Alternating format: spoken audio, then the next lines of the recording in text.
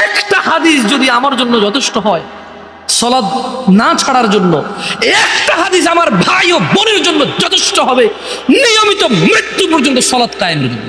একটা হাদিস যদি আমি জামশেদকে দিনে 5 বার সালাত পড়তে বাধ্য করে, বাধ্য ভয় দেখায়, ভয় মানে আশা দেখায়, ভরসা দেখায়, তাহলে আমার ভাই ও বোনরা একটা হাদিস তাদের জন্য যথেষ্ট হবে। দেখো আব্দুল্লাহ ইবনে মাসউদ রাদিয়াল্লাহু আনহু থেকে বর্ণিত, তিনি বলেন সাআলতু নবী সাল্লাল্লাহু আলাইহি ওয়াসাল্লাম, সাআলতু নবী সাল্লাল্লাহু আলাইহি ওয়াসাল্লাম। আব্দুল্লাহ ইবনে মাসউদ বলছেন আমি আল্লাহর রাসূলকে জিজ্ঞেস করেছি, কাকে জিজ্ঞেস?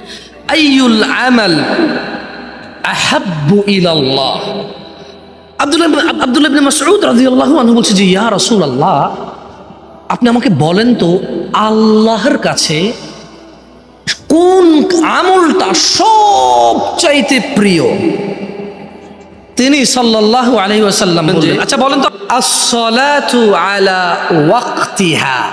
আল্লাহর কাছে এই পৃথিবীর সবচাইতে প্রিয় আমল হচ্ছে বান্দা সময় মতো নামাজ পড়বে।